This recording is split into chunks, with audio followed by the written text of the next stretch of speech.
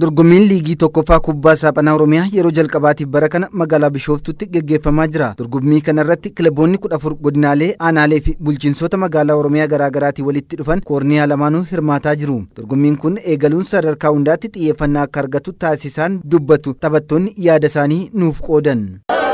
Kanaan dura aanoleenis ta'ee godinaaleen wantoota kana qindeessuu hin dandeenye kana irraa ilaaluudhaan yaada kana qindeessanii ijoollee gara booddee irraan illee haala gaariidhaan horatanii muuxannoo ga'aa warroota kanaan dura taphachaa ture irraa fudhatanii qindeessanii iddoo olaanaa liigii olaanaa darbee shaampiyoonii ta'uudhaaf yaada kana kaka'umsa gochuudhaan bakka jirutti hundumtuu gahee isaa baatee ani inni taphataadha jedhus immoo gahee isaa baatee ani leenjisaadha jedhus immoo gahee isaa baatee haala danda'ameen. Yaa'u liigiin kubbaa saaphanaa yeroo darbee barootaan dheeraadhaaf badee ture bara kana yeroo isaa eeggatee sadarkaa liigiitti sadarkaa pirimeer liigiitti illee sadarkaa guddachaa jirudha.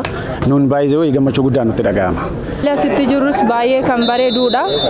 Akkanumatti immoo naannolee hundarratti wanti akkasii kun osoo cimee shamarran immoo baay'inaan hirmaachisanii shamarran hirmaannaa kanarratti akka manaa baaniitoo tokkoffaa haala mana ta'anii of qabuurraa wanta kanaan dura turerraa haalli jiru jijjiirame akka ispoortiitti dhufaniif shamarran akka dhufanii taphataniif haalli jiru baay'ee bareedaadha. Isa duraarraa baay'ee jijjiirama jira. Dorgommii kanaaf akkuma ispoortii kanneen biroo xiyyeeffannaan kennamuu fi akka qabu kan kaasan yuunivarsiitii Madda Walaabuutti barsiisaa fi koree hojii raawwachiiftuu Federeeshinii Kubbaa Saaphanaa Oromiyaa Dooktar Zallaqaa Raggaasaati. Vooliibooliin Itoophiyaa keessatti akka fuutboolii guddatee hin jiru.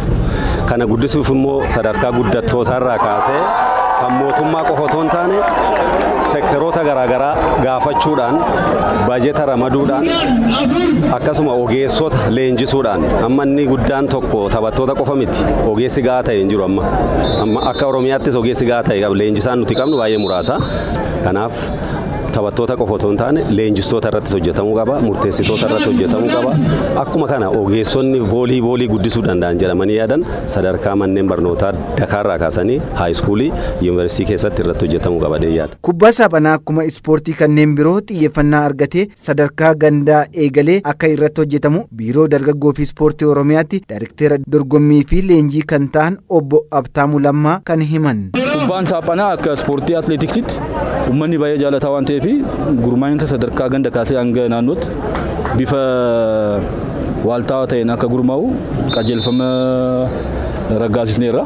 Biiroon dargaggoo fi ispoortii Oromiyaa naannichatti kubbaa saaphanaa dabalatee gosoota ispoortii hundaanuu sadarkaa hundatti morkataa cimaa akka ta'u xiyyeeffannaan hojjetaa akka jiru hoogganaan ittaanaa biiroo dargaggoo fi ispoortii